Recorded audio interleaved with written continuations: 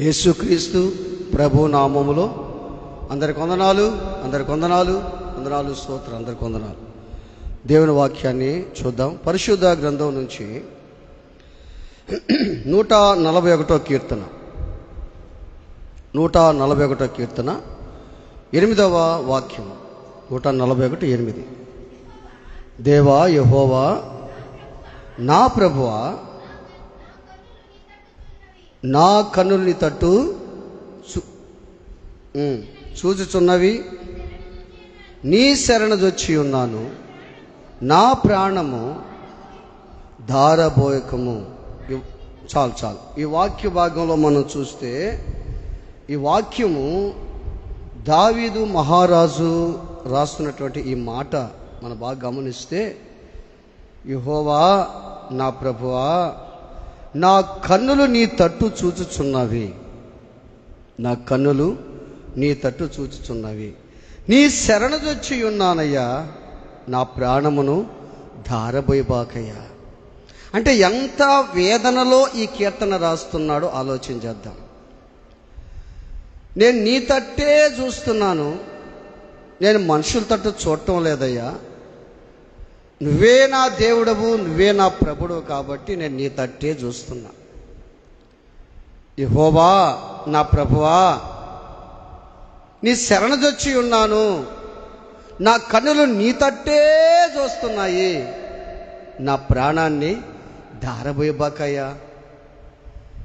అంటే ఎంత వేదనతో ఈ కీర్తన రాస్తున్నాడో, ఈ మాటను బట్టి ఎంత ఆవేదన చెందుతున్నాడో ఒకసారి మనం ఆలోచన చేస్తే, నీ శరణుజొచ్చి ఉన్నానంటే నేను ఆశ్రయించానయ్యా, నా ప్రాణాన్ని ధారబోయబాకంటే నా ప్రాణం తోడేయబాకయ్యా, నా ప్రాణం పరిస్థితి ఏందయ్యా, నన్ను కాపాడయ్యా, శత్రుల బారి నుంచి నన్ను కాపాడయ్యా, ఇబ్బందుల్లోంచి నన్ను కాపాడయ్యా, నేను నీ శరణుజొచ్చున్నాను అని దావీదు రాస్తున్నాడు కీర్తన. అదే మొట్టమొదటి వాక్యంలో మనం చూస్తే, మొట్టమొదటి వాక్యంలో యెహోవా నేను నీకు మొర్ర పెట్టుచున్నాను, నా ఎద్దుకు త్వరపడి రమ్ము, నేను మొర్ర పెట్టగా నా మాటకు చెవియొగ్గు. అంటే అర్థమైంది, ఎంతో వేదనలో ఉన్నట్టుగా మనం చూస్తాం కీర్తనలో. అంటే దుర్మార్గులైన శత్రువులు దావీదుని పీడిస్తున్నారంట. ఆ దుర్మార్గుల శత్రువు దావీదుని పీడించి, దావీదు ఎప్పుడు చచ్చిపోతాడా, ఎప్పుడు చంపదామా దావీదుని ఆలోచన చేస్తున్నారు. దీన్ని బట్టి దావీదు గొప్ప అపాయంలో ఉన్నాడు ఇప్పుడు. అందుకని ఈ కీర్తన ఈ మొట్టమొదటి వాక్యంలో మనం చూస్తే, త్వరపడి నా దగ్గరికి రానంటాడు. 70వ కీర్తన 5వ వాక్యంలో మనం చూస్తే, 70వ కీర్తన నేను శ్రమల పాలై దీనుడనయ్యానయ్యా. 70వ కీర్తన 5వ వచనం, నీవే. 70వ కీర్తన 5వ వచనం, నేను శ్రమల పాలై దీనుడనైతిని, ఏవా నన్ను నన్ను రక్షించడానికి త్వరపడి రమ్ము. అంటే త్వరగా రాయ్యా అని అంటున్నాడు. మనం ఫస్ట్ వాక్యం చూసాం మనం. నా త్వరగా రా, నేను మొర్ర పెడుతున్నా, ఎందుకంటే శత్రువులు అనేకులైపోయినారు నా మీదకి, నన్ను కృంగదొక్కుతున్నారు, నన్ను వేదన చెందిస్తున్నారు, నా జీవితాన్ని అనేక మంది నన్ను తరుముతా ఉన్నారు ప్రభువా, తరుముతా ఉన్నారు. నేను నీకు మొర్ర పెడుతున్నాను ప్రభువా, యెహోవా నా ప్రభువా, నేను నీకే మొర్ర పెడుతున్నా, నీ శరణుజొచ్చి ఉన్నాను, నా ప్రాణాన్ని నువ్వు తోడేయబాకయ్యా, నా ప్రాణాన్ని కాపాడయ్యా. ఎంత వాక్యం ఆలోచించాయి. దావీదుకున్నటువంటి భయంకరమైనటువంటి బాధలు, కష్టాలు. ఇంకా మనం అదే కీర్తన భాగంలో దావీదు అంత కష్టంలో ఉండడం మనం చూస్తాం. అదే కీర్తన భాగంలో 9వ వాక్యం, 9వ వచనం చూస్తే, 9వ వచనం అదే కీర్తన భాగంలో, నా నిమిత్తము వారు ఒడ్డిన వలలో నుండి, ఉచ్చుల నుండి నన్ను తప్పించి కాపాడు. చూసావా ఏం చెప్తున్నాడు ఇక్కడ? నా నిమిత్తము వారు ఒడ్డిన వలలో నుండి, పాపము చేయవారి ఈ ఉచ్చులో నుండి నన్ను తప్పించి కాపాడయ్యా అని అంటాడు. అంటే ఎంత ఆవేదనతో ఈ మాటలు రాస్తున్నాడు ఆలోచన చేయండి. అయితే ఇక్కడ కీర్తన భాగంలో మనం చూస్తే ఇంత వేదన ఉన్నా, ఇంత బాధ ఉన్నా, ఈ 8వ వాక్యం మనం చూస్తే, యెహోవా నా ప్రభువా నా కన్నులు నీ తట్టే చూస్తున్నానంటాడు. అంటే నీకు ఎన్నో ఇబ్బందులున్నాయి. ఇక్కడ కూర్చున్న మీ అందరిలో ఎన్నో కష్టాలున్నాయి, ఎన్నో అప్పులున్నాయి, ఎన్నో సమస్యలున్నాయి, ఎన్నో వేదనలు, బాధలు, శోధనలు, రోగాలు అలలై నీ జీవితాన్ని పట్టి పీడిస్తున్నా ఎన్నో వేదన కష్టాలున్నాయి. కానీ నువ్వు మనుషుల తట్టు చూస్తున్నావా, దేవుని తట్టు చూస్తున్నావా? ఒక ప్రశ్న వేసుకో. దావీదుకి చాలా మంది ఉన్నారు. దావీదు అంటే చంపేసే వాళ్ళు ఉన్నారు. అటువంటి సైన్యం ఉంది దావీదు చుట్టూ. కానీ దావీదు ఏమంటాడు? నేను నా కన్నులు నీ తట్టే చూస్తున్నానంటాడు.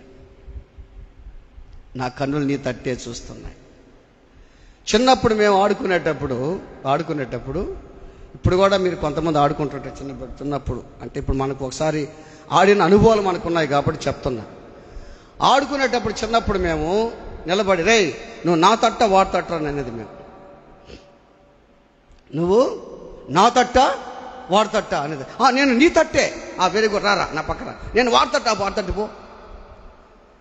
అంటే ఆ రోజుల్లో చిన్నప్పుడు మేము పంచుకునేది, నువ్వు నా తట్ట వాడు తట్ట. అదే ప్రశ్న నేను అడుగుతున్నా ఇప్పుడు. నేను అదే ప్రశ్న నేను అడుగుతున్నా. నువ్వు దేవుని తట్ట లోకం తట్ట? నువ్వు దేవుని తట్ట లోకం తట్ట? దేవుని తట్టుంటే ఇదే పరిస్థితి. దావీదులాగా ఎవ్వరి మీద ఆధారపడకుండా దేవుని మీదే ఆధారపడతా ఆకాశమందున్న దేవుని వైపు చూస్తా ఆయన తట్టు తిరిగే మనసు దావీదుది. లోకంలో తట్టుగా తిరిగితే నీకు అందరు బంధువులే ఉంటారు, అందరు స్నేహితులు ఉంటారు లోకంలో. నీకు లోకం తట్టు నువ్వు తిరిగితే ముందు బాగానే ఉంటుంది, తరువాత ఎట్లుంటుంది? నీకే సమస్య వస్తుంది. ఆ లోకం తట్టుగా నువ్వు తిరిగితే ఆ లోకమే నిన్ను మాయలో ముంచేస్తుంది. ఆ లోకమే నిన్ను దేవుని రాజ్యానికి దూరంగా చేస్తుంది. ఆలోచన చేయండి, దేవుని బిడ్డలారా, ఆలోచన చేయండి. ఇంకా మన వాక్య భాగంలో చూస్తే 123వ కీర్తన, ఆకాశమందున్న ఆసీనుడా నీ తట్టు నాకు కన్నులెత్తుచున్నాను అంటాడు ఆ కీర్తనాకారుడు. ఆ యాత్ర కీర్తనలో మాట్లాడుతున్న మాటలు, ఆకాశమందున్న ఆసీనుడా నీ తట్టు నా కన్నులెత్తుచున్నాను. దాసుల కన్నులు తమ దాసీల తట్టును, ఆ యజమాని కన్ను యజమాని చేతి తట్టును, తన యజమానుల చేతట్టు చూస్తున్నాయ్యా. కానీ నేను నీ తట్టే చూస్తున్నా. నేనైతే దేవుని మందిరంలో పచ్చని ఒలివ చెట్టుగా ఉన్నాను. నేనైతే ఆలోచన చేయండి. ఆకాశమందున్న ఆసీనుడా నువ్వు తప్ప నాకు ఎవరున్నారు? ఇంకా బైబిల్ ఉన్న మాటలు కదా. ఆకాశం నా సింహాసనము, భూమి నా పాదపీఠం అని చెప్పావు కదా. ఆకాశమందు నువ్వు తప్ప నాకు ఎవరు లేరు, నేను నీ తట్టే చూస్తున్నాను. బాగా గుర్తుపెట్టుకో. నీకున్న ఇబ్బందులు బట్టి, నీకున్న కష్టాలు, శోధనలు బట్టి ఎవరి వైపు తట్టు తిరిగినా నీ ముందు నేను బుద్ధగిస్తారు. నువ్వు వెళ్ళిన తర్వాత నీ గురించి చెడ్డగా మాట్లాడతారు. సమాజం అంతే. దేవుడు తట్టుగా తిరిగితే దేవుడు మురిసిపోతాడు. దేవుడు నిన్ను మెచ్చుకుంటాడు, నీ నక్కున చేర్చుకుంటాడు. తగిన కాలం ముందు ఒక సమయంలో దేవుడు ఖచ్చితంగా నువ్వు ఎవరు తట్టయితే తిరుగుతున్నావో అది దేవుడు ఖచ్చితంగా నెరవేరుస్తాడు. ప్రైజ్ ద లార్డ్, హల్లెలూయా. మనుషులు చాలా మందిని పురికొల్పుతారు. నువ్వు మనుషులు ఆశ్రయంగా చేసుకుంటావు. మనుషుల తట్టు తిరిగి దేవుని తట్టు తిరిగేదానికి ప్రాక్టీస్ కోల్పోయినావు నువ్వు. మనుషుల తట్టు చూసి దేవుని తట్టు చూడాలంటే నీకు భయం వేస్తుంది, ఇది తీరదోనని. ఎందుకంటే మనుషుల తట్టు తిరిగి నీకు అలవాటు అయిపోయింది. ఆలోచించండి. బైబిల్లో ఒక ఇద్దరు సేవకులు, వాళ్ళు ఎవరంటే పేతురు చెప్పండి, పక్కన ఒక ఆయన యోహాను, పేతురు యోహాను. వీళ్ళు ప్రార్థన చేసుకునేదానికి యెరూషలేము దేవాలయంకి వెళ్తున్నారు. అక్కడ పుట్టినది మొదలుకొని కుంటివాడని ఒక భిక్షుకుడు, అంటే పుట్టినది మొదలుకొని కుంటోడే. వాడు వచ్చే పోయే వాళ్ళని భిక్షం అడుగుతా ఉన్నాడు. పేతురు యోహాను ఆ మార్గాన్ని పోతుంటే ఆ పేతురు యోహాను చూశాడు. ఎవరు? ఈ కుంటి భిక్షగాడు చూశాడు. అప్పుడు పేతురు యోహాను ఏం చేశారంటే, దాన్ని చూస్తామా? అపోస్తల కార్యాలు 3వ అధ్యాయము, అపోస్తల కార్యాలు 3వ అధ్యాయం 4వ వచనం. పేతురు యోహానును వారిని తేరి చూచి మా తట్టు చూడమనిది చాలు. ఏం చెప్తున్నాడు? పేతురు అంటే కుంటి భిక్షగాడు అయ్యా అయ్యా అని అడుగుతున్నాడు. పేతురు యోహాను ఏం చేశారు? వాడేమో భిక్షం అడుగుతున్నాడు. పేతురు యోహాను కుంటి భిక్షగాడిని ఏం చేశారు? తేరి చూచాడంట. ఏం చేశాడంట? బాగా ఆలోచించండి, బాగా వాక్యం అనండి. తేరి చూచాడంట. ఇప్పుడు యేసు ప్రభుని తేరి చూస్తున్నాడు. ఇప్పుడు వాక్యం అంటే ఎవరు? వాక్యం అంటే ఎవరు? దేవుడు. వాక్యం ఇప్పుడు నేను తేరి చూస్తుంది. ఈ కుంటి భిక్షగాడిని పేతురు యోహాను ఏమి తేరి చూస్తున్నారు తెలుసా? వాళ్ళు ధనాశ ఉందని తేరి చూస్తున్నారు. ఇప్పుడు దేవుడు నిన్ను తేరి చూస్తున్నాడు. నీలో కుట్ర ఉందని తేరి చూస్తున్నాడు. నీలో కపటం ఉందని, నీలో అసూయ ఉందని, నీలో జగడాలు ఉన్నాయని, నీలో శత్రుత్వం ఉందని, నీలో సమస్యలు ఉన్నాయి, నీలో ఆందోళన టెన్షన్ ఉందని, నీలో అప్పులనే తేరి చూస్తున్నాడు దేవుడు. నిన్ను తేరి చూస్తున్నాడు దేవుడు. ఏ పరిస్థితుల్లో ఉన్నావు, ఏ శ్రమల్లో ఉన్నావు, ఏ బాధల్లో ఉన్నావు, ఏ కష్టం తేరి చూస్తున్నాడు దేవుడు. లేదంటే ఇంకా మారలేదని తేరి చూస్తున్నాడు. ఇంకా మార్పు చెందలేదని తేరి చూస్తున్నాడు. ఇంకా ప్రజల్ని మోసగిస్తున్న తేరి చూస్తున్నాడు. నీ బుద్ధి మారలేదని తేరి చూస్తున్నాడు. దేవుడు చూసేది నిన్ను కాదు, నీ హృదయాన్ని చూస్తున్నాడు దేవుడు. ఆలోచన చేయి. మా తట్టు తేరు చూడంటే వాడు అట్నే తేరు చూశాడంట. అంటే ఏం చూశాడు తెలుసా? వీడి దగ్గర ఏముంది? ఏముంది వాటిలో? వీళ్ళు ధనాశ ఉంది. ఏంది ఆ ధనాశ? వెండి బంగారు. వెండి బంగారు. ఎందుకు అనుకున్నాడు తెలుసా? ఎందుకు తేరు చూశాడు తెలుసా? వీళ్ళు తేరు చూస్తే వాళ్ళు ఎంతో లక్ష్యం ఉంచాడు తెలుసా? పేతురు యోహాన్లు అంటున్నారు, మంచిగా డ్రెస్ వేసుకున్నారు. మంచిగా డ్రెస్ వేసుకొని ఏం చర్చికి ఎందుకు పోతారమ్మా? చర్చికి ఏం తీసుకుపోతారు చెప్పండి? Very good. ఒకటి కానుకలు. చర్చికి బైబిల్ కానుకలు తీసుకుపోతారు. కొంతమంది బైబిల్ కూడా దారు కదా, ఆ బైబిల్ కూడా ఇంకొకరు మొయ్యాలి వాళ్ళకి. ఆ బైబిల్ ఇంట్లో ఆడాలనుకో వాళ్ళు తెస్తారు పాపం. స్త్రీలు భర్త కాడ అందిస్తారు, లేదా భర్త అనక ఆయన తెస్తారు, భార్య కాడ అందిస్తారు, లేదా పిల్లకాయలనుకో వాళ్ళ కాడ అందిస్తారు. బైబిల్ కూడా మొయ్యలేని స్థితి. బైబిల్ కానీ ఇప్పుడు మోస్తే రేపు ఆ బైబిల్ నిన్న మోస్తుంది. ప్రైజ్ అలా. బైబిల్ కూడా మోయలేకపోతుంటివే. ఆలోచించి నువ్వు ఇంట్లో 2, 3, 4 నీకు బైబిల్ ఒక్క బైబిలేనా? మనిషికి ఒక్క బైబిల్ తీసుకోండి. మనిషికి ఒక బైబిల్ ఉండాలి. ఆ బైబిల్ రేపు నిన్ను మోస్తుంది. నిన్నే మోస్తుంది, పక్కన ఉన్న మొయ్యదు. నిన్నే మోస్తుంది బైబిల్. బాగా గుర్తుపెట్టుకో. పేతురు యోహానులు తేరి చూశాడు. ఎవరిని? కుంటి భిక్షగాడిని.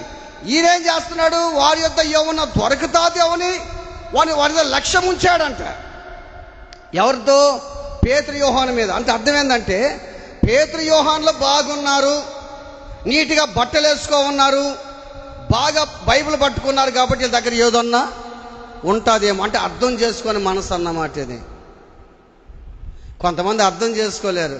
కాపన్ని అర్థం చేసుకోరు, సంఘాన్ని అర్థం చేసుకోరు, మందిరాన్ని అర్థం చేసుకోరు, పక్కన వాళ్ళని అర్థం చేసుకోరు, భార్య భర్త, భర్త భార్య బిడ్డని అర్థం చేసుకోరు. వాళ్ళు బాగా ఆలోచించండి. వాళ్ళు అర్థం చేసుకోరు పాపం వాళ్ళు. దేవుని బిడ్డలారా, పేతురు యోహాను దగ్గర ఏదో ఉందని, వెండి బంగారు ఉందని ఈయనేం చేశాడు? పేతురు యోహాను వాడిని తేరు చూస్తున్నారు. వాడు తేరు చూసి మా తట్టు చూడరు అన్నాడు. మాలో ఉన్న క్రీస్తుని చూడమని చెప్తున్నారు. మేము వచ్చింది నీకు వెండి బంగారు ఇచ్చేదానికి కాదు. మేము ఒకప్పుడు జాలర్లని. మా దగ్గర ఏముంటుంది? చేపలు పట్టుకునే వాళ్ళం. మేము చేపలు పట్టుకొని బతుకుతుంటే యేసు ప్రభు లోకానికి వచ్చి నేను మిమ్మల్ని మనుషులు పట్టే జాలకి చేస్తాను దగ్గరికి రమ్మన్నాడు. వలలు దోరులు మొత్తం విడిచిపెట్టి వచ్చి ఇప్పుడు మా దగ్గర డబ్బు ఆడిది. బాగా ఆలోచన చేయి. మా దగ్గర డబ్బు ఆడితే ఇప్పుడు అర్థం చేసుకోరు ప్రజలు. సంఘాన్ని అర్థం చేసుకోరు. సంఘం అంటే ఎవరు? మనమే. సంఘాన్ని అర్థం చేసుకోరు, కాపాన్ని అర్థం చేసుకోరు, మందిరాన్ని అర్థం చేసుకోరు. అర్థం చేసుకోకుండా బట్టే ఈ బ్రతుకులను బతుకుతా ఉన్నాం మనం. బిల్లీ గ్రహాం గారి దగ్గర ఒక ఆయన వచ్చాడంట. ఒక ఆయన బిల్లీ గ్రహాం గారు ఏదన్నా మంచి సంఘం ఉంటే చెప్పు, అక్కడికి వెళ్ళిపోతాను అన్నాడంట. బిల్లీ గ్రహాం గారు అన్నారంట, మంచి సంఘం ఎక్కడుందో నాకు కూడా ఇప్పుడు తెలీదు, నువ్వు పోయి ఎంక్వైరీ చేసుకోరా, నేను కూడా ఆ సభలో సభ్యుడిగా చేరతాను అన్నాడంట. చాలామంది చెప్తుంటా, ఫోన్లు కూడా చేస్తుంటారు కొంతమందికి. అంటే మనం కాకపోతే వేరే చేస్తుంటారు. ఏ చర్చికి పోతుండవు? పలానా దగ్గర. బాగుంది అక్కడ. బాగుంది, ఆయన ఉడ్డోస్పేటకి పోస్తాడా, ఆడి నుంచి వస్తుంటాడా, అదే పర్వాలే. మా దగ్గర ఎట్టుందో తెలుసా? అసలు ఏముండదు మా దగ్గర. మా దగ్గర అసలు ఖండించే బోధ ఉండదు, విమర్శించే బోధ ఉండదు, ఏముండదు, హ్యాపీగా ఉంటుంది మా దగ్గర. మా దగ్గరికి రాకూడదా అని ఫోన్లు కూడా కొన్ని వస్తూ ఉంటాయి. అదే ఆలోచన చేస్తుండ. బాగా గుర్తుపెట్టుకో. బిల్లీ గ్రహాం గారు ఏమన్నారు? నాకు అటువంటి సంఘం కనపడలేదు, నువ్వు కూడా పోయి చూసుకోరా, నేను కూడా సంఘంలో సభ్యుడిగా చేరుతాను అన్నాడంట. బాగా గుర్తు. ఏ సంఘానికి నువ్వు జంప్ అయినా, ఎక్కడికి వెళ్ళినా సరే నీలో ఆ దేవుడుంటే చాలు. అంతే, నీలో దేవుడుంటే చాలు. కొంతమంది అంటాడు, ఇప్పుడు పాస్టర్లు కూడా మాట్లాడుతున్న పాస్టర్లు కూడా, ఏడకి పోతున్నావు అమ్మా, ఏడకి పోతున్నావయ్యా, ఏడకి పోతున్నావు అక్క, ఏడకి పోతున్నావు, ఒక్కసారి మా దగ్గర రాకూడదా అడిగో చాలా మంది ఉంటారు ఈ రోజుల్లో. బాగా గుర్తుపెట్టి. అంటే అర్థం చేసుకోవాలి మనసు అన్నమాట. అర్థం చేసుకోలేరు వాళ్ళు, అర్థం చేసుకోలేరు. దేవుని బిడ్డలారా ఆలోచన చేయి. ఎక్కడికి వెళ్ళినా సంఘాలన్నీ అంతే. ఇక్కడికి వస్తే ఒకటే ఖండించే బోధ, నా గురించే బోధ. ఆడికి కానిపోతే అసలు ఎన్ని ఉండవంట, పాటలు ఉంటాయంట, కామెడీ ఉంటుందంట, సంతోషంగా నవ్వుకోవచ్చంట, బాగుంటుందంట, తృప్తిగా భోజనం ఉంటుందంట, రావచ్చంట. అంటే ఇప్పుడు నాకు ఏమనిపిస్తుందంటే, స్కూల్కి పోతే మామూలుగా హోంవర్క్ ఉండకూడదు, ఎగ్జామ్ పరీక్షలు ఉండకూడదు. స్కూల్కి పోతే హోంవర్క్ ఉండకూడదు, పరీక్ష కూడా ఉండకూడదు. అంతే, వాడు పాస్ అయిపోవాల్సిందే. ఏమన్నా ఉంటుందా? ఆలోచించే. పేతురు యోహాన్లేమో చేరి చూస్తే మా తట్టు చూడమన్నారు. మాలో ఉన్న క్రీస్తును చూడు. వాడేం చేస్తాడు? వాళ్ళ తట్టు వెండి బంగారాలు చూస్తున్నాడు. రోజు నువ్వేం చూస్తున్నావు? మనుషులు ఆలోచన చేయి. ఈయన బాగా సంపాదించినట్టున్నాడు, ఈయన బాగా సంపాదించినట్టుంది, బాగా మంచి డబ్బు బాగున్నట్టుంది, అవి చూస్తున్నావే కానీ అతనిలో ఆత్మీయతను చూడాలి. దేవుని స్తోత్రం కలుగును గాక. హల్లెలూయా. ఆలోచించి అతని ఆత్మీయత చూడాలి. తండ్రి కుమారుని అర్థం చేసుకోలేకపోతున్నాడు, కుమారుడు తండ్రిని అర్థం చేసుకోలేకపోతున్నాడు ఈ రోజుల్లో. బాగా గుర్తుపెట్టుకో. కొంతమంది ఏం తెలుసా, ఇప్పుడు పిల్లలు పుడుతున్నారు, కానీ పిల్లలు పుడుతున్నారు, ఆ పిల్లల్ని సరైన రీతిలో పెంచే జ్ఞానం వీళ్ళకి లేకుండా పోతుంది. పిల్లల్ని అర్థం చేసుకోవడం, తండ్రులు కూడా పిల్లల్ని అర్థం చేసుకోవట్లా, పిల్లలు కూడా తండ్రుల్ని అర్థం చేసుకోలేకపోతున్నారు. కొంతమంది అర్థం చేస్తున్నారు తెలుసా, వాళ్ళకే వాళ్ళు వెళ్ళిపోవటమే. ఇంకా దేవుని అర్థం చేసుకోరు, తండ్రిని అర్థం చేసుకోరు. అరే తండ్రి నా కోసం కష్టపడుతున్న అర్థం చేసుకోరు, తండ్రి నా కోసం ఎంత బాధపడ్డాడు అర్థం చేసుకోడు. కారణం ఏంటి తెలుసా? పిల్లల్ని సరైనటువంటి బోధలు పెంచే కృప, ఆ మనసు తండ్రికి లేదు. బాగా గుర్తుపెట్టుకో. శిక్షించే బోధ, ఖండించే బోధ ఉండాలి. ఈరోజు తండ్రులు బిడ్డల్ని ఏమైనా చేస్తుంటే కూడా సూచిస్తూ ఉన్నట్టు అట్టుంటుంది. ఆలోచన చేయి. నీ ఎత్తెదిగిన బిడ్డల్ని వాళ్ళు సూచిస్తూ ఉన్నట్టుంటే వాడు ఏం నేర్చుకుంటాడు? వాడు ఖండించకపోతే, వాడిని కొట్టకపోతే, వాడు మాట్లాడకపోతే ఏం నేర్చుకుంటాడు చెప్పు? దాన్ని బట్టి ఈరోజు ఎట్టుందో తెలుసా? బిడ్డలను చూస్తే తల్లిదండ్రులకు భయం ఉంది. ఈ రోజుల్లో బిడ్డలను చూస్తే తల్లిదండ్రులకు భయం ఉంది. వాళ్ళకై వాళ్ళే వెళ్ళిపోతున్నారు, వాళ్ళకై వాళ్ళే పెళ్లి చేసుకుని వస్తే వాళ్ళే వచ్చేస్తున్నారు ఇంట్లోకి, హ్యాపీగా వచ్చేస్తున్నారు ఈ రోజుల్లో. జరిగేది అదే ఈ రోజుల్లో. కారణం ఏంటో తెలుసా? తండ్రి సరైనటువంటి బోధ లేదు. చిన్నప్పటి నుంచి సరైనటువంటి మార్గంలో పెంచలా. చిన్నప్పటి నుంచి సరైనటువంటి బోధ, సరైన బోధ, క్రమశిక్షణ బోధ లేదు. వీళ్ళేమో వాడిని తేరు చూస్తుంటే కుంటి భిక్షగాడిని ఈయనేం చేస్తున్నాడు? వాళ్ళదడ్డు లక్ష్యం ఉంచుతున్నాడు. ఏమని? వీళ్ళ దగ్గర వెండి బంగారం ఉంటాయని. అతని వయసు అంత తెలుసా? ఎవరి వయసు? కుంటి భిక్షగాడు వయసు అంత తెలుసా? 40 సంవత్సరాల కంటే ఎక్కువ ఉంటాయంట. అది 4 అధ్యాయాలు ఉంటుంది. అపోస్తలుల 4 అధ్యాయాలు ఉంటుంది ఆ మాటలో. 40 సంవత్సరాల కంటే ఎక్కువ ఉంటుందంట వాడు వయసు. అప్పటి నుంచే బై బర్త్, చిన్నప్పటి నుంచే పుట్టుకుంటేవాడు. ఆలోచించాయి. నువ్వు అనుకోవచ్చు, ఎన్ని సంవత్సరాలబ్బా నాకు ఈ బాధ, ఎన్ని సంవత్సరాలు ఈ కష్టము, ఎన్ని సంవత్సరాలు ఈ వేదన, సంవత్సరాలు గతించిపోతున్నాయే, ఎన్ని రోజులు అనుకోవచ్చు నువ్వు. ఆ రోజు దగ్గరికి వస్తుంది. Praise the lord. రావాలంటే నువ్వు ఆయన తట్టు చూడు, నువ్వు ఆయన తట్టు చూడు. ఎన్ని రోజులు? టైం అయిపోయింది అనుకుంటున్నావు. నో, టైం కాలా. నువ్వు అనుకుంటున్నావు టైం అయిందని, ఆయన టైం ఇంకా కాల. దేవుడు ఒక మంచి ప్రణాళిక దగ్గరకు వస్తున్నాడు. 40 సంవత్సరాల కంటే ఎక్కువ వాడు కుంటోడికి. అంత వయసున్న వ్యక్తి అదే స్థితిలో, అదే అడుక్కుంటా, బెగ్గరగా అదే అడుక్కుంటా ఉంటే యేసు ప్రభు శిష్యులు వచ్చి, యేసు ప్రభు శిష్యుల ద్వారా దేవుడికి అడుక్కోకుండా చేసేసాడు. 2 కాళ్ళతో నిలబడి శృంగారపు దేవాలయం దగ్గరికి వెళ్ళి గంతులేస్తారైపోయాడంటే చర్చిలోకి. ఆలోచన చేయి. దేవుని బిడ్డలారా, ఈ రోజున యేసు నీ వైపు తేరి చూస్తున్నాడు. నీ ముఖంలోకి చూస్తున్నాడు, నీ హృదయంలో తొంగి చూస్తున్నాడు దేవుడు. నీ హృదయంలో ఇంకా ఏది ఉంచుకొని ఉన్నావు? ఇంకా ఎందుకు మారలేకపోతున్నావు? ఇంకా ఎందుకు మార్పు చెందలేకపోతున్నావు? నీ పరిస్థితి ఇంకా ఎందుకు అదే విధంగా చూస్తున్నాడు దేవుడు. నిన్ను తేరి చూస్తున్నాడు. ఎక్కడేసిన గొంగలు అక్కడే ఉందని చూస్తున్నాడు. దేవుని బిడ్డలారా, ఆలోచించి. అదే అపోస్తుల కార్యాలు మనం చూస్తే, అదే అపోస్తుల కార్యాల్లో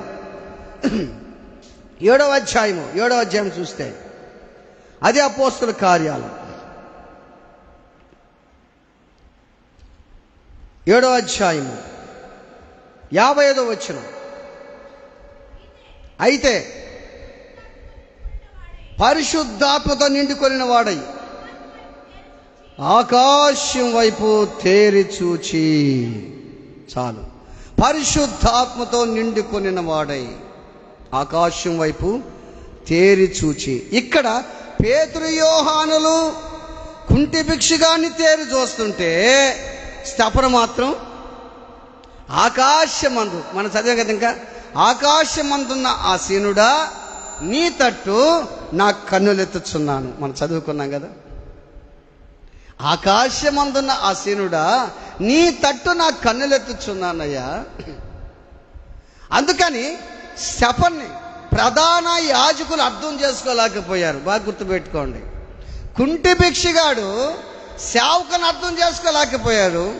ఈ రోజున బిడ్డలు తండ్రిని అర్థం చేసుకోలేకపోతున్నారు. ఈ రోజున మనం ఆలోచన చేస్తే అనేక మంది సేవకుని అర్థం చేసుకోలేక చంపుతున్నారు. మనకు తెలుసు కదా, ప్రవీణ్ గారు పగడాల, ఆయన్ని చంపేశారు. దాన్ని యాక్సిడెంట్గా చిత్రీకరించారు. చాలా కోణాల్లో దర్యాప్తు చేస్తున్నారు. ఒకటి పోతే ఒకటి దర్యాప్తు చేస్తున్నారు. తల మీద గాయాలు ఉన్నాయి. హెల్మెట్ ఏమో పగల్లా. తల మీద రాడ్డులతో కొట్టిన దెబ్బలు, తల మీద గాయాలు, ముఖమంతా గాయాలు.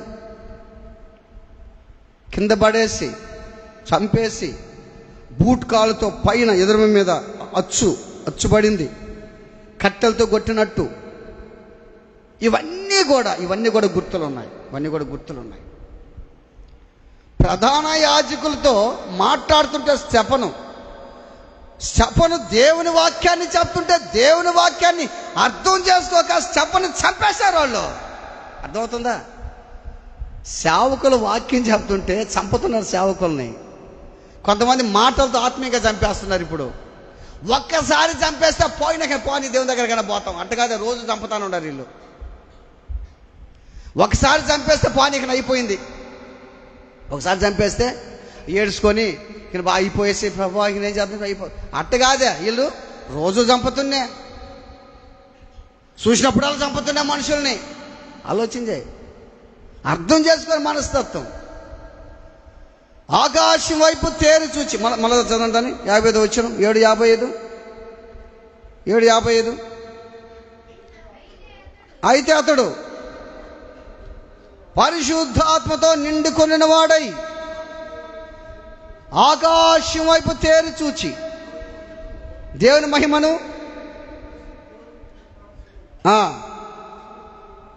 చాలు నిలిచి ఉండుట చూచి ఈయన ఆకాశం వైపు తేరు చూస్తున్నాడు. అంటే ఎవరే అన్ననుకొని నేను నీ వైపే చూస్తాను. Praise the Lord. హల్లెలూయా. గుర్తుపెట్టుకో, నిన్ను ఎంతో మంది విమర్శించే వాళ్ళు ఉన్నారు, నిన్నెంతో మంది తిట్టేవాళ్ళు ఉన్నారు, నిన్నెంతో మంది దూషించే వాళ్ళు ఉన్నారు. నీవు మాత్రము ఆకాశము తట్టు నీ కన్నులెత్తు. హల్లెలూయా, హల్లెలూయా. ఆకాశము తట్టు నీ కన్నులెత్తు. ఆకాశమందు నువ్వు తప్ప నాకెవరున్నారు? ఉన్నది ఉన్నట్టు బోధించారు కాబట్టే ప్రధాన యాజకులు స్టెఫనును చంపేశారు. దేంతో చంపేశారు? దేంతో చంపేశారు? రాళ్లతో కొట్టి చంపేశారు. రాళ్లతో. ఇప్పుడు రాళ్ళు వేస్తుంటారు ప్రజలు మన మీద. ఏం రాళ్ళు అయ్యి? ఏం రాళ్ళు?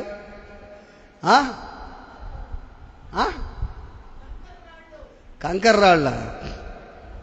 మాటలనే రాళ్ళు, నిందలనే రాళ్ళు, అవమానాలనే రాళ్ళు, హేళన చేసే రాళ్ళు, క్రూరత్వం అనే రాళ్ళు. రాళ్ళు వాళ్ళ గుండెల్లో నాకు తెలిసి ఒక రకమైన రాయి లేదా రాయిలు, బండరాళ్ళు ఉన్నాయి, శంకు రాళ్ళు ఉన్నాయి, నల్ల రాళ్ళు ఉన్నాయి, తెల్ల రాళ్ళు ఉన్నాయి. వజ్రాలు మాత్రం లేవులే, ముత్యాలు మాత్రం లేవు. వాళ్ళ హృదయంలో చాలా చాలా రాళ్ళు ఉన్నాయి. అంటే ఒక్కొక్క రాయి చేస్తారు వాళ్ళు, ఒక్కొక్క రాయి. దీనికి ఏ రాయి వేయాలి, దీనికి ఏ రాయి వేయాలని. అందుకే పేతురు యోహాను తేరు చూశారంట వాళ్ళని. ఎవరిని? కుంటి భిక్షగాడిని. నీలో ధనాశ ఉందని తేరు చూశారు. అరే మేము నేను స్వస్థపరిచేదానికి వచ్చావురా, దేవుడు పంపించాడురా, నువ్వు అదే స్థితిలో ఉన్నావురా, నువ్వు మా తట్టు చూడరా. చేరు చోటు మా తట్టు చూడమంటాం. ఆమెను చూసేవాళ్ళ తట్టు ఇలా ఏమైనా దొరుకునని లక్ష్యం ఉంచాడంట. దేవుని బిడ్డలారా, ఈరోజు మనం ఆలోచన చేయాలి. అర్థం చేసుకోలేని మనస్తత్వం. నువ్వు ఇప్పుడు బాగా గుర్తుపెట్టుకో, ఈ సంఘములో అందరూ అటువంటి వాళ్ళేనయ్యా అంటుంటారు కొంతమంది. అంటే మన సంఘం కాదు, చాలామంది అంటుంటారులే, మన సంఘంలో అందరూ మంచోళ్ళే. ఈ సంఘంలో అందరూ అటువంటి వాళ్ళేనయ్యా. ఊరు ఆమె బాగుందా, ఈమె బాగుందా, ఈడు బాగుండా, ఆమె బాగుందా, ఈమె బాగుందా, ఊరు బాగుండారు సంఘంలో అంటుంటారా లేదా? అంటుంటారు. ఒక విషయం చెప్తాను మీకు, గుర్తుపెట్టుకోండి. ఒక విషయం చెప్తా. ఇప్పుడు నీకు 3 కొడుకులు ఉన్నారు, 4 కొడుకులు ఉన్నారు, 2 కూతుర్లు ఉన్నారు, లేదా 2 కూతురు 2 కొడుకులు ఉన్నారు అనుకో. వాళ్ళందరూ బాగుండారా? సమాధానం చెప్పండి నాకు. వాళ్ళందరూ బాగున్నారా? వాళ్ళు తిట్టుకోరా? వీళ్ళది కొట్టుకోరా? ఎప్పుడు కొట్టుకోకుండా ఆగిపోతారు?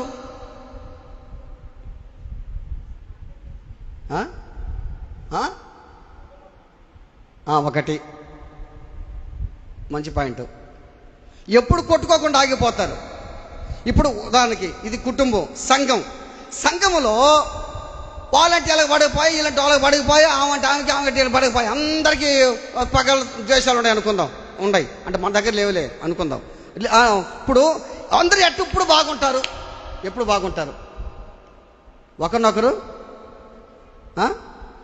అర్థం చేసుకోవాలి. ఒకటి. రెండోది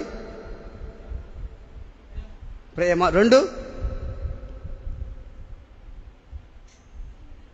సుజాత చెప్తా ఉంది, నాకు వినబట్టను. ఇంకో నేనే చెప్తా. పరిశుద్ధాత్మతో నింపబడినప్పుడు నువ్వు అందరిని అర్థం చేసుకుంటావు. అది పరిశుద్ధాత్మతో నువ్వు నింపబడితే ఆ యొక్క శత్రువు అనుకో మిత్రుడు స్నేహితురాలుగా చూస్తావు. నువ్వు పరిశుద్ధాత్మతో నింపబడితే శత్రువును నువ్వు మిత్రులుగా చూస్తావు. స్తెఫనేమన్నాడు? చచ్చిపోతా ఈ పాపం, చెప్పండి, ఈ పాపం వాళ్ళ మీద మోపబాకయ్యా. అంటే ఏందైనా దేవుని ఆత్మ అంటే దేవుడు ఆయనలో ఉన్నాడు కాబట్టి వాళ్ళని అర్థం చేసుకున్నాడు. అరే వాళ్ళకి తెలియదని బాగా గుర్తుపెట్టుకో. నిందించే వాళ్ళు ఉన్నారు, అవమానపరిచే వాళ్ళు, దూషించే వాళ్ళు ఉన్నారు సంఘాల్లో, మందిరాల్లో. నీవు ఏ విధంగా అర్థం చేసుకుంటున్న పక్కన వాళ్ళని ఒక చిన్న మాట అంటే ఓర్చుకోలేకపోతుంటేవే, నీలో ఆత్మ ఉంటే ఆ పని చేస్తావా? అందుకని నాకు ఈ సంఘం బాగలేదు, ఇంకో సంఘానికి వెళ్ళిపోవాలా, ఆడైతే బాగుంటుందేమో. ఆడ కూడా అట్టే ఉంటుంది. ఆడ కూడా అక్క జిల్లా అన్నల తమ్ముళ్ళు ఆడ కూడా ఉండరు. నీ ఇంటిలో నీ కుటుంబంలో ఒక స్థితికి వచ్చిన తర్వాత పిల్లలు కొట్టుకోరు. ఇప్పుడు అక్క తమ్ముడు అన్న చెల్లెలు ఉన్నారనుకో, మరి పోరా పోవే అనుకుంటారు అన్న తమ్ముడు. పెద్ద తరగతి కూడా వీళ్ళతో కూడా కొట్టుకుంటారు, లెస్స కొట్టుకుంటారు ఇద్దరు. ఒక స్థితికి వచ్చిన తర్వాత అర్థం చేసుకున్న తర్వాత అక్క అన్న చెల్లి అంటే అంటే వాళ్ళు అర్థం చేస్తున్నారు. అప్పుడు వాళ్ళకి మనసు వచ్చేసింది, దేవుని ఆత్మ నింపబడ్డారు వాళ్ళు. అప్పుడే వాళ్ళు ప్రేమిస్తారు. అది గుర్తుపెట్టు. సంఘాల్లో నువ్వు తోటి వ్యక్తిని ప్రేమించాలంటే నువ్వు ఆత్మచేత నింపబడాలి. నువ్వు అర్థం చేసుకుంటావు. వాడు నీ పట్ల చెడ్డగా ప్రవర్తించినా సరే నువ్వు అర్థం చేసుకుంటావు. స్టెఫన్ పట్ల ఎట్ట ప్రవర్తించారు వాళ్ళు? ఇష్ట ప్రకారం తిట్టి, స్టెఫన్ని ఇష్ట ప్రకారం తిట్టి రాళ్లతో కొట్టి చచ్చిపోతుంటే చివరిని ఏమన్నాడు? గొప్ప శబ్దంతో మోకాళ్ళు, ప్రభువా ఈ పాపం వీళ్ళ మీద మొబ్బకయ్య, వాళ్ళకి తెలియదయ్యా, వాళ్ళని క్షమించి. ఇది మనకి ఎవరు చూపించిపోయారు? యేసే చూపించిపోయాడు సిలువలో. ఆ మాట నేను ఫాలో అయ్యాడా లేదా స్టెఫను? మరి నీకు ఈ బైబిల్ నీకు దేవుడు చెప్పాడు కదా, నీకు బైబిల్ మొత్తం ఉంది కదా. యేసే నీకు చెప్పాడు, ఏ ఫాలో అవుతున్నావు? మందిరికి వస్తున్నావు, వాక్యంతో పోతున్నావా? నిన్ను తేరి చూస్తున్నాడు దేవుడు ఈ రోజున, గుర్తుపెట్టుకో. పేతురు యోహాను తేరి చూసిన రీతిగా దేవుడు నిన్ను తేరి చూస్తున్నాడు ఈ రోజున. ఇంకా అదే స్థితిలో ఉన్నావేమో, అదే బ్రతుకులో బతుకుతున్నావేమో ఆలోచన చేయి. దేవుని బిడ్డలారా, అందుకే దావీదు అంటున్న మాట, ఈ కీర్తన చదువుతుంటే ఈ కీర్తన ఎంత వేదనగా ఉన్నాడు. ఈ కీర్తనలో, యెహోవా నా ప్రభువా, నా కన్నులు నీ తట్టు చూస్తున్నాయ్యా, నేను నీ శరణుజొచ్చి ఉన్నానయ్యా, నా ప్రాణమును ధారబోయబాక, నా ప్రాణాన్ని కాపాడయ్యా, నా ప్రాణం తోడేబాకయ్యా, ఇబ్బంది పడిపోతున్నానయ్యా, నన్ను కాపాడు, నన్ను చంపాలని చూస్తున్నారయ్యా, దుర్మార్గుల శత్రులు ఎక్కువైపోయినారయ్యా, అడుగు తీసి అడుగు వేస్తేనే శత్రులుగా ఉన్నారయ్యా. దేవుని బిడ్డలారా, ఆలోచన చేయి. సేవకుల్ని ఇష్ట ప్రకారంగా చంపే రోజుల దగ్గరికి వచ్చాయి. ఆ రోజులు లాంటి రోజులు మళ్ళా వస్తున్నాయి. విశ్వాసులను కూడా చంపేదానికి కూడా సిద్ధపడతారు. రేపు ఆదివారం 6వ తేదీ 10 గంటలకి చర్చ జరుగుతుంది కాబట్టి ఆ రోజు 15 మంది తుపాకులు తీసుకొని వస్తారంట. ఫోన్ చేశారు, 15 మంది తుపాకులు తీసుకొని వస్తారంట. అప్పుడు చర్చలో ఎంతమంది ఉంటారో మనకు తెలియదు. పాస్టర్ వస్తాడు, ముందే గాలి చేయమంటారు. అప్పుడు మనకు అర్థమైపోద్ది, మీరే అక్కడి నుంచి ఏమో రాబల్లే, మీకు అక్కడికే తెలిసిపోద్ది వార్త. ఎట్టంటే ఇక్కడ గుడికి పోయేవాళ్ళు కాదు, గుడికి వచ్చే వాళ్ళు చెప్పరు, పక్కన వాళ్ళు చెప్తారు, ఏందమ్మా తుపాకులు పట్టుకుంటారాడా అని అంటారు. ఏం లేదంటమ్మా చర్చి పని కాల్ చేస్తారంటామంటే అప్పుడు ఫోన్లు చేస్తారు, యాడుండావా సునీల, యాడుండావా, నేను ఇంటికాడ రాబాకి ఇంట్లో చాడే ఉండు, వస్తే కాల్ చేస్తారంట. దీనికి మరి ఆడుండవా, అందరు నాపేసి అక్కడ అల్లూరులో ఎక్కడున్నారు మీరు, ఎంత నాపేసేయండి, సింధూరా ప్లేస్ అంటారు, మీరు రాబాక నాన్నే ఉండండి, అన్ని చూడండి వస్తారేమో జాగ్రత్త, మరి కావాల్సి రాజు వస్తారు రానిపాకండి.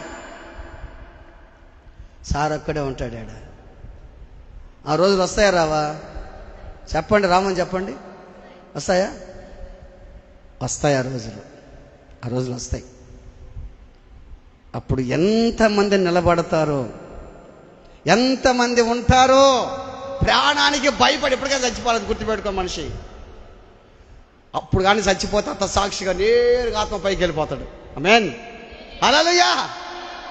దేవుని బిడ్డలారా, అటువంటి రోజులు వస్తుంటే ఇంకా నీ జీవితంలో ఏంది పరిస్థితులు ఆలోచించాయి. ఇంకా నీ బ్రతుకులు ఎట్టుంది? ఇంకా నీ జీవితం మారకుండా అక్కంటే బడక, అన్నంటే బడక, ఈడంటే బడక, వాడంటే బడక. ఎందుకు ఇవన్నీ ఆలోచించాయి. నీ గుండెల ముందు రాళ్ళు తీసేసుకున్నాం మనం. మన హృదయాల్లో ఉన్న రాళ్ళు, రకరకాల రాళ్ళు ఉన్నాయి, రకరకాల రాళ్ళు. ఆ రాళ్ళు తీసేసుకుంటే మనం బాగుపడతాం. ప్రార్థన చేసుకుందాం, తల్ల ఉంచి కళ్ళు మూసుకుందాం. అందరూ పైకి నిలబడదాం. అందరూ పైకి నిలబడదాం. అందరూ పైకి నిలబడదాం.